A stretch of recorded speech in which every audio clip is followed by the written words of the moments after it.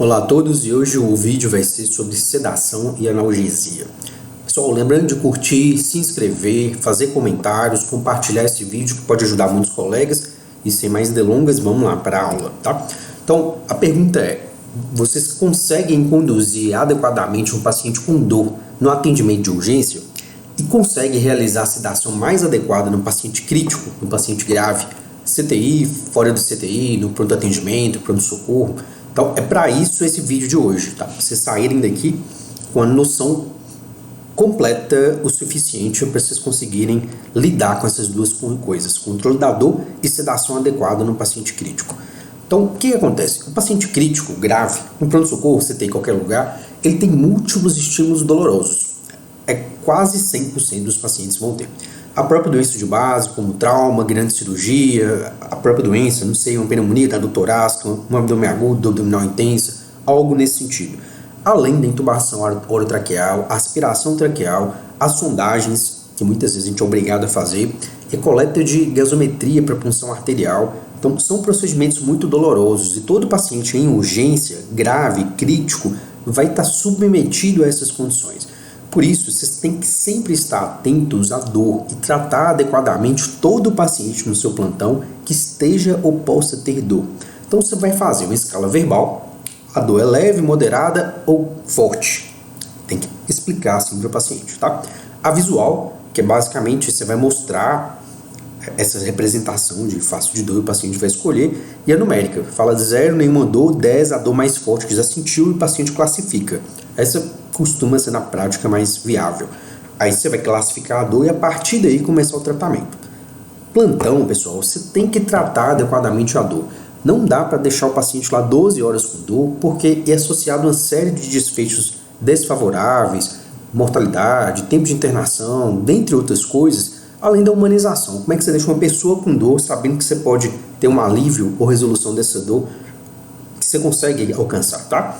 Então, nos pacientes inconscientes ou incapazes de comunicar, você vai olhar se o paciente está com taquicardia, taquipneia, hipertensão, diaforese, aquela sudorese muitas vezes fria, expressão facial com tensão muscular, igual é representado nessa figura, e uma movimentação espontânea, quase uma agitação. Então, o paciente está entubado e apresenta um ou vários desses sinais. Lembra, pode ser dor, você tem que tratar adequadamente. Não adianta só sedar, por exemplo, sem usar um sedativo que tenha efeito analgésico, por exemplo. Então, sempre avalie isso. O paciente lá entubado ou comatoso, que não consiga expressar dor, não esteja consciente, contactuando, vocês vão olhar esses sinais. Tem que olhar, tá? A tratamento da dor, preferencialmente endovenoso, subcutâneo, IM, VO, não dá, gente. Uma dor importante no plantão, não dá para você esperar um efeito de horas para começar. Então, vai fazer isso. Evitar analgesia se necessário, igual a gente costuma prescrever, dipirona, tramadol, se necessário. Se o paciente já tem dor, não deixa se necessário não, deixa o esquema fixo mesmo, tá? De 6 em 6, 4 em 4 horas, claro, depende da medicação, e nós vamos falar sobre isso, a prescrição, mas um paciente que tem dor, ou uma possibilidade muito grande de ter dor, deixa fixo. Esse, se necessário, prejudica o paciente. A evolução não fica tão boa, tá?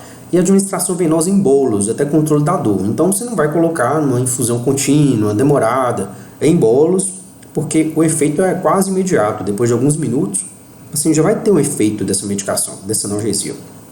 Analgésico comum, a dipirona mesmo, tem em todo hospital.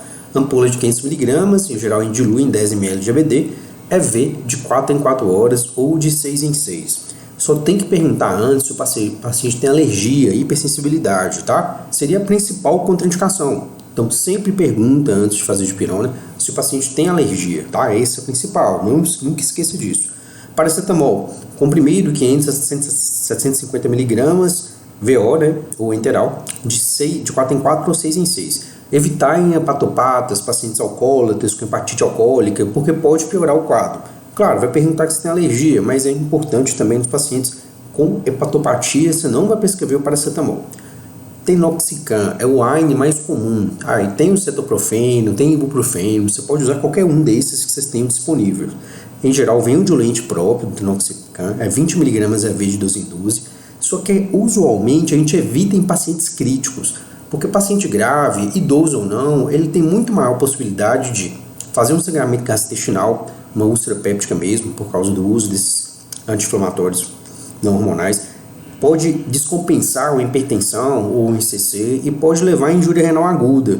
Então, acaba que habitualmente a gente evita a AINE em paciente grave, crítico, de pronto-socorro. Claro, o paciente teve um trauma, tem 20 anos de idade, um trauma lá ortopédico, que não tem um dano sistêmico, aí dá para prescrever um AINE. Mas fora disso, evita-se. Opioide fraco, mandou moderado então, naquela escala verbal e de 4 a 6 na escala numérica, você vai passar codeína mesmo. 30 mg, um comprimido na sonda OVO de 6 em 6 horas.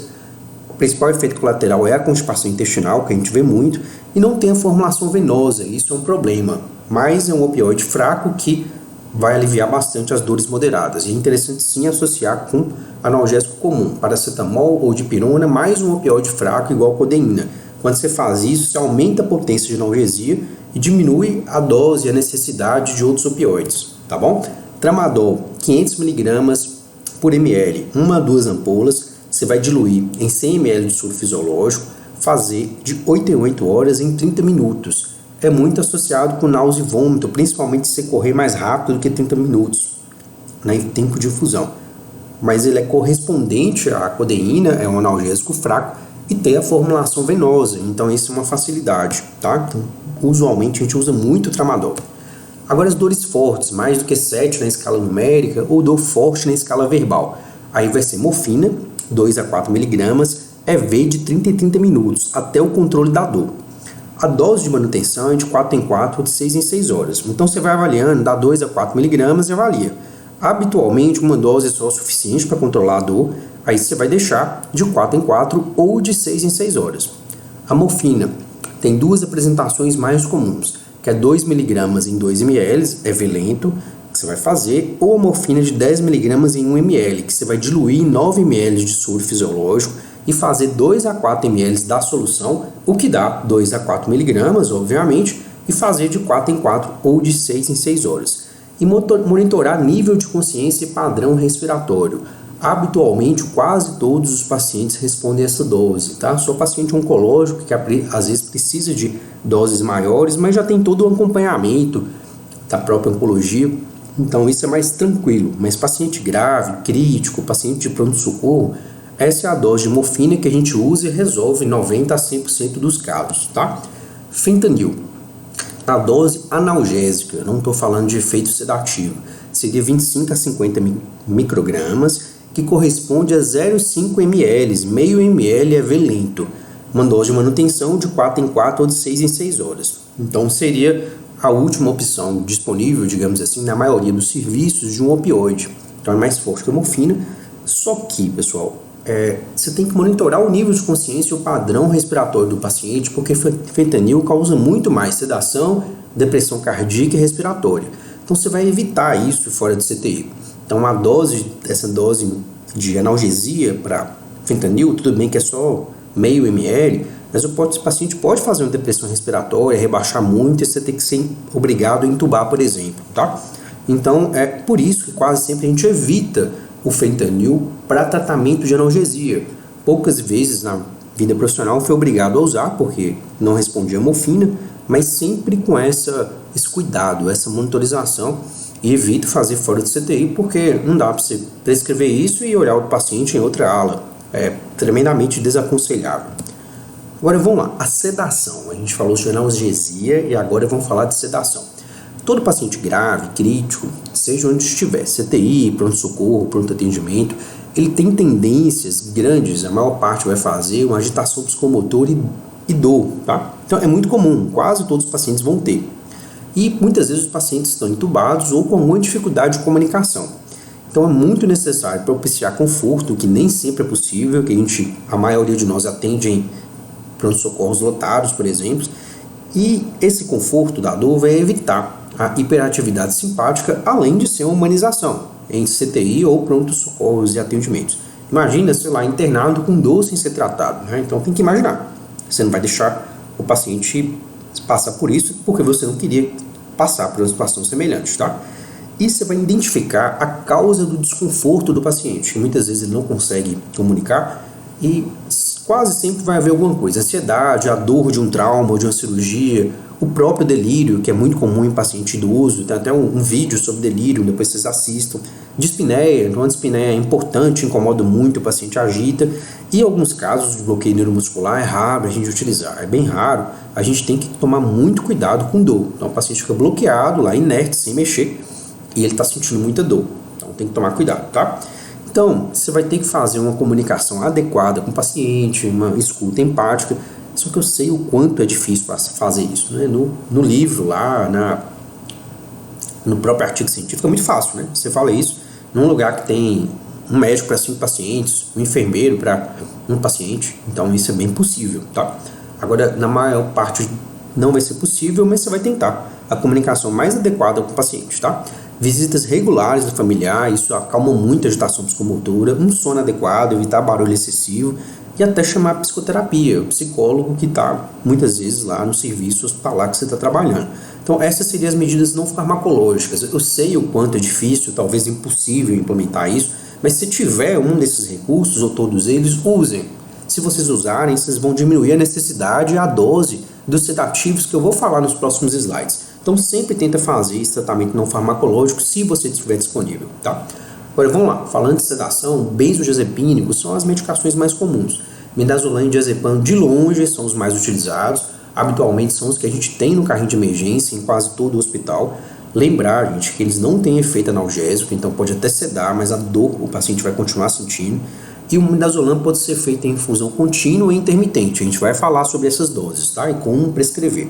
Já o diazepam, somente em doses intermitentes para casos mais selecionados, mais específicos. A gente vai falar sobre isso também. Tem efeito ansiolítico, todos os dois.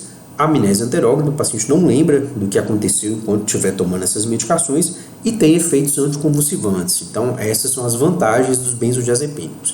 O midazolam, a gente tem 3 apresentações, 5mg em 5 ml, 15mg em 3 ml e 50mg em 10 ml. O de 5 em 5 é sedação pré-procedimento. Você vai, por exemplo, sedar o paciente para fazer endoscopia, uma coluna, uma cardioversão, uma punção lombar, aí você usa essa dose de midazolam. Já o de 15mg em 3 ml é sedar para intubação traqueal no adulto.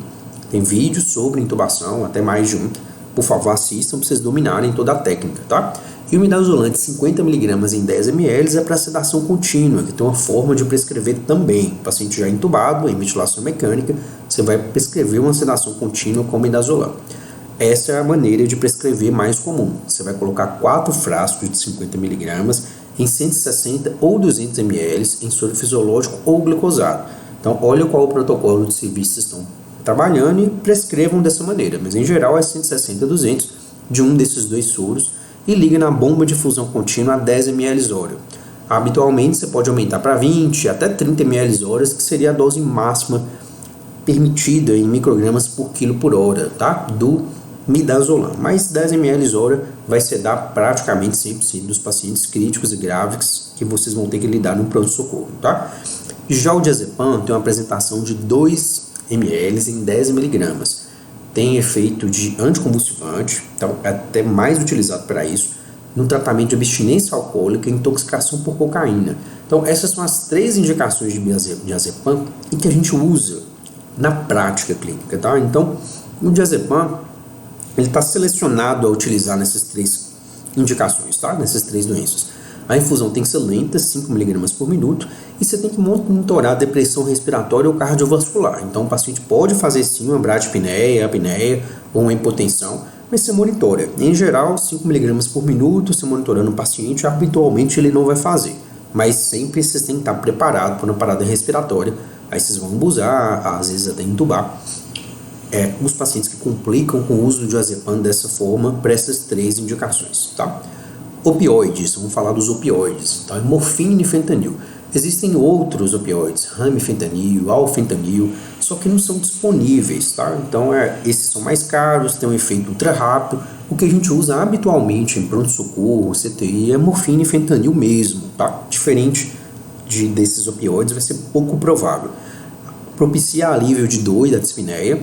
E a apresentação da morfina são 2 apresentações, igual eu falei, 2mg em 2 ml, 10 mg em 1 ml, tá?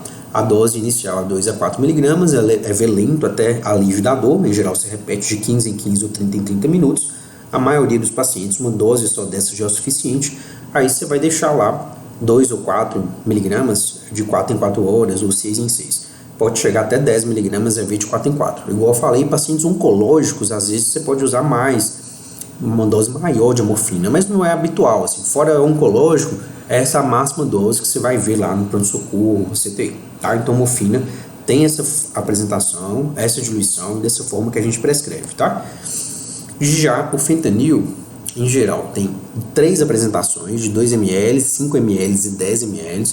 Todos têm 50 ou 75 microgramas por ml e corresponde, esses 50 miligramas e 75 corresponde, microgramas, né, que eu falei, corresponde à mesma coisa, só muda a forma de contar lá, se é só o fentanil, se é o sal do fentanil, mas é a mesma coisa. A dose inicial é de 25 a 50 microgramas, ela é lento até o alívio da dor e tem que ter uma monitorização contínua para o paciente ter uma chance maior de ter uma depressão respiratória, tá? A forma comum da gente prescrever fentanil contínuo, ou seja, os pacientes que estão sedados, intubados em ventilação mecânica, só nesses casos, tá? A não ser em sedação paliativa, você não usa fentanil contínuo em paciente de respiração espontânea. Nunca, tá? Só em sedação paliativa, que aí já é outra história. Mas um paciente intubado em ventilação mecânica, vocês vão prescrever o frasco de 50 microgramas por ml, de 10 ml, 4 ampolas, diluídas em 160 ou 200 de soro fisiológico ou glicosado, começar com 10 ml hora, pode aumentar 20 ou 30 ml hora, que corresponde à dose de 50 a 200 microgramas por hora, que a literatura manda. Então é essa forma que a gente prescreve o fentanil, tá? Antipsicóticos, então, habitualmente usados, sim, em pronto-socorros, pronto-atendimentos, é o haloperidol e menos comumente a quetiapina, que é uma droga que só tem medicação oral e mesmo assim é pouco disponível, tá? É utilizada para controle dos sintomas de delírio, tem um efeito sedativo leve e usualmente não causa depressão cardíaca e respiratória. Então, assim, nesses 15 anos aí de estrada, eu nunca vi o haloperidol parenteral, né, CGV ou IM, causar uma depressão respiratória, tá? Realmente tem mais segurança nesse sentido.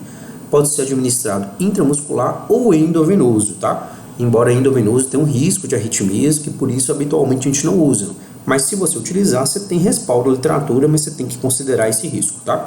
Haloperidol, a dose vai ser 2,5 a 5 miligramas IV ou IM de 6 em 6 horas. A quetiapina, que só tem oral, vai ser 25 miligramas no comprimido ou 2 de 12 em 12 horas. E lembrar que o haloperidol IV aumenta a chance de ter uma arritmia por causa de um QT prolongado, tá? Durante a infusão endovenosa. Então você tem que lembrar que existe isso. Então por isso que habitualmente eu prefiro fazer intramuscular, mas em alguns casos a agitação psicomotora é tão intensa e o risco é muito maior do paciente provocar autolesão ou até causar trauma na equipe, que você pode ou é obrigado a fazer endovenoso, porque o efeito vai ser mais rápido do que o intramuscular, tá? Mas a maioria das vezes eu prefiro fazer intramuscular, nem que demore mais tempo para fazer efeito.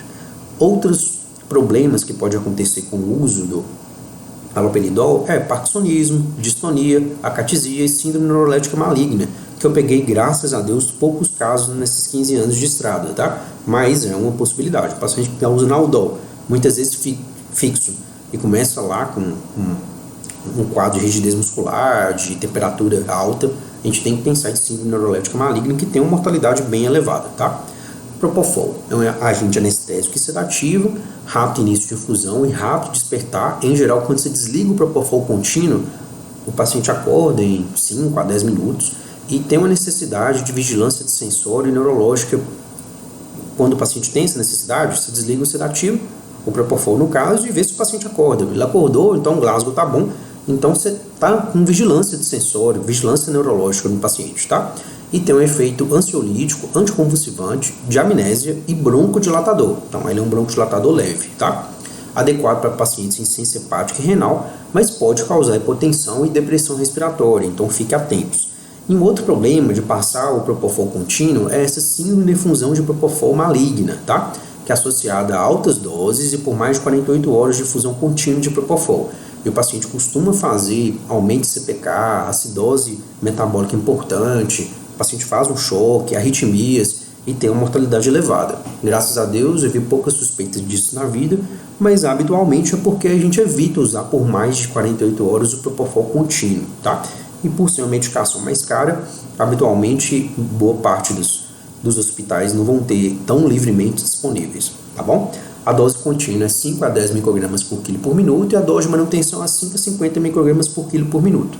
A forma mais comum de prescrever são 5 frascos, tem um frasco vazio de 100 ml de soro, é Venabic a 10 a 20 ml por hora. A apresentação que a gente tem disponível é 10 mg por ml, tá? Ketamina é um anestésico, analgésico e bronquodilatador, tem efeito de controle de dor, usualmente não causa hipotensão e depressão respiratória, mas pode causar alucinações, confusão mental e delírio, tá? E é contraindicado em pacientes que têm emergência hipertensiva. Então, paciente você tem que intubar ou sedar e tem AVC, IAM, dissecção de aorta, não use a ketamina porque ele vai causar taquicardia e hipertensão e pode piorar o prognóstico, tá? Finalmente, a dexmedetomidina, que é um alfa-2 agonista, tem um efeito ansiolítico, sedativo e analgésico, tá? E é associado à redução do delírio e do tempo de ventilação mecânica, mas pode causar hipotensão e bradicardia. Infelizmente, pessoal, a gente tem pouco disponível porque trata-se de uma droga mais cara, tá? Então não vai ser tudo pronto-socorro esse ter, vai ter, mas se você tiver essa medicação à disposição, você pode utilizá-la sim, sabendo que você vai muitas vezes reduzir o tempo de ventilação mecânica e o delírio pós-extubação, tá bom? Pessoal, é muito importante vocês fazerem uma sedação adequada, tá? E para isso, vocês vão sempre utilizar a escala de Haas, que é essa aqui. Simplesmente vocês vão printar ou ter em algum outro lugar e vocês vão fazer a escala de Haas em todo o paciente que está sedado em ventilação mecânica, tá? Nunca deixe o paciente em uma dessas escalas, 4, 3 ou 2, porque o paciente vai complicar, ele vai puxar tubo, acesso, tá? Nenhum, sim, em geral você deixa de 0 a -2. É a forma ideal de se deixar o paciente sedado. Então, tá lá, usando midazolam e fentanil a 10 ml hora, que é o mais comum na prática clínica. Você vai aumentar ou diminuir a dose dessa infusão contínua, sempre tentando deixar o paciente de Haas 0 a -2. Não deixe também um paciente com -3, -4, -5 de Haas, porque o paciente pode ter sim complicações por causa de uma sedação tão profunda, tá? Então, todo paciente em sedação contínua, vocês têm que fazer a escala de Haas e ajustar a dose de infusão contínua conforme essa escala. Nunca se esqueça disso, tá bom? Então, pessoal, voltando àquela questão, tem que deixar o Haas de 0 a -2 na maioria dos pacientes, porque se ele ficar mais para 4, ele vai estubar, vai tirar a sonda vesical, se machucar puxando acesso central, por exemplo, e se ele deixar -4 ou -5, vai ficar uma sedação tão profunda que ele vai demorar muito de sair da sedação, da ventilação mecânica, e complicar por causa dessa ventilação mecânica desnecessariamente prolongada, tá? Então, evitar o uso contínuo e prolongado de sedação. Pode prolongar a duração da ventilação mecânica que você deixar em Haas -4 ou -5. Fazer despertares diários ou sedação intermitente. A sedação intermitente é mais complicada, requer mais equipe. Por exemplo, um médico para 5 pacientes, um enfermeiro para um paciente, aí as coisas ficam mais tranquilas, daria mais para fazer esse tipo de sedação intermitente. Então, sempre que o paciente começa a agitar, a ter dor, você vai lá e faz uma dose de midazolam, fentanil ou uma daquelas outras medicações que a gente falou. Aí requer uma análise, uma monitorização mais contínua. Uma maneira mais prática é o despertar diário.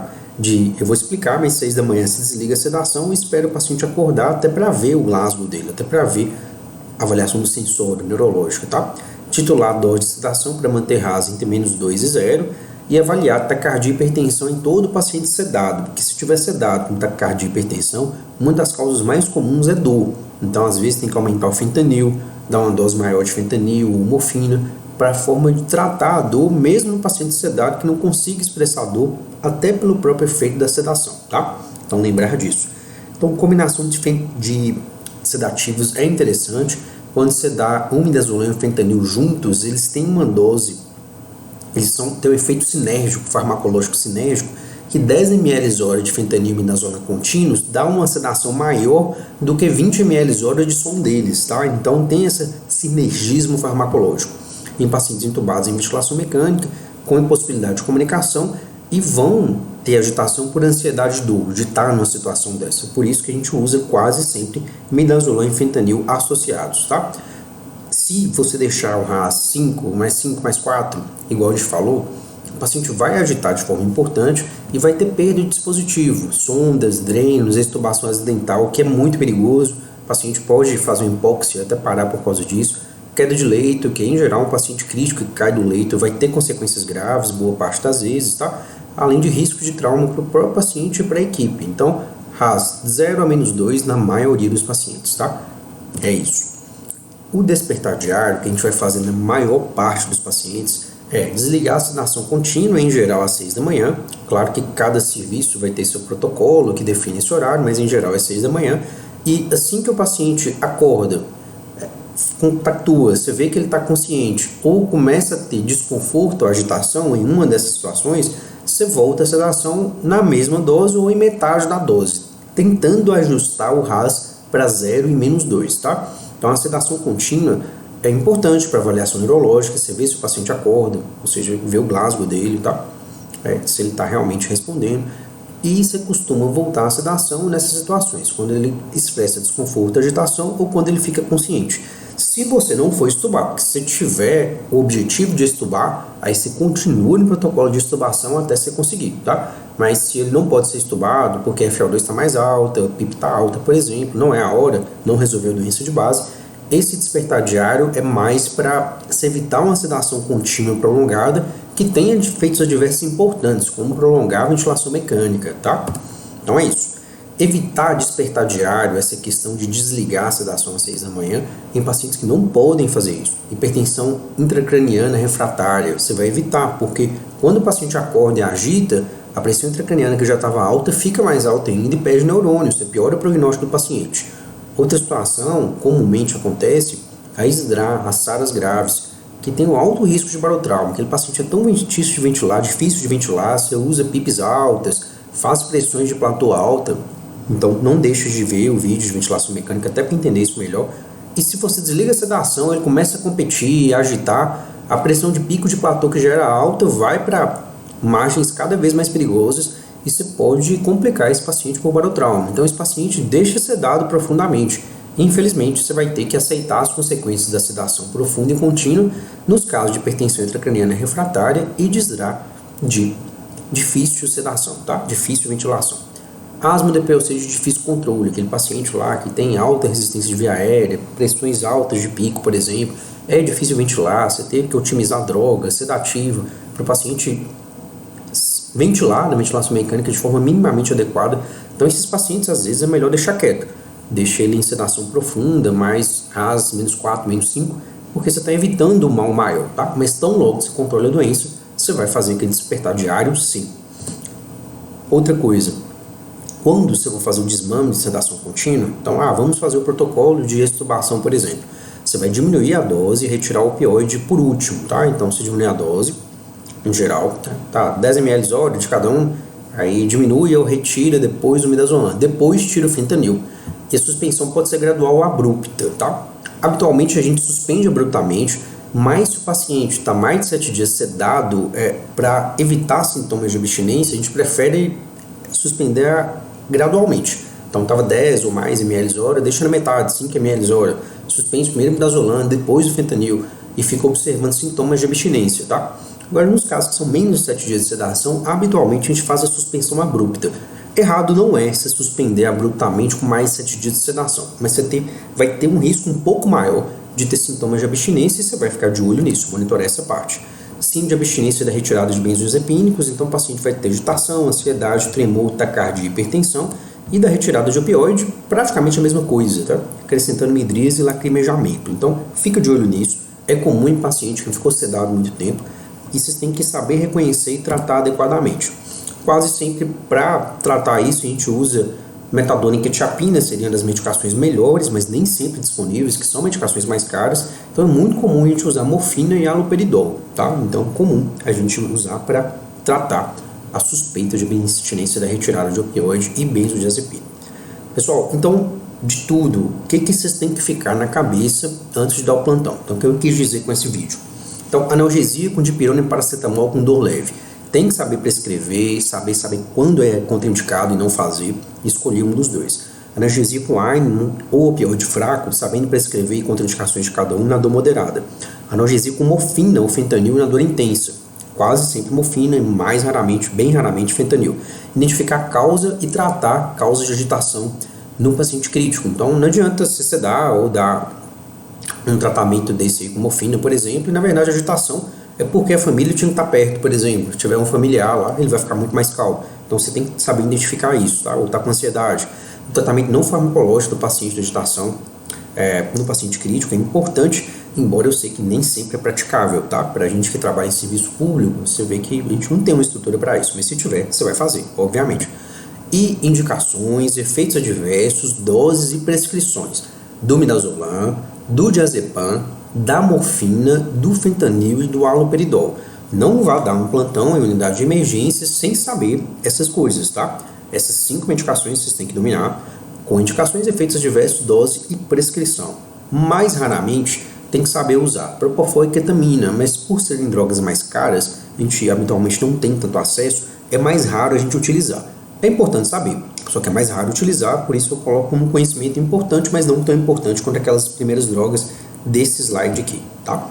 E o uso da escala de RAS para sedação adequada, se deixar o paciente lá com RAS de mais 4, por exemplo, ele vai autoestubar e vai ser uma complicação para você, tá? Se deixar de RAS de menos 5 é também ruim, porque ele vai ficar sedado muito tempo, em ventilação mecânica por tempo prolongado, vai fazer pneumonia associada à ventilação mecânica, vai para traqueostomia, aumenta a mortalidade, mais tempo de CTI, então não é adequado, tá? A não ser aqueles pacientes que a gente falou, hipertensão intracraniana refratária, ISDRA, uma asma DPLC dificílimo de ventilar, aí você vai ter que sedar profundamente mesmo e assumir esse risco. Mas fora disso, você vai deixar RAS 0 a menos 2, tem que saber utilizar, tá? Todo paciente sedado tem que fazer isso. O uso adequado do despertar diário, vocês vão fazer. Habitualmente a gente faz o CTI, mas no pronto-socorro você pode ser obrigado a fazer e ficar em cima. E identificar a síndrome de abstinência por suspensão dos sedativos, tá? Basicamente é isso, espero vocês nos próximos vídeos e até bons estudos e bom plantão.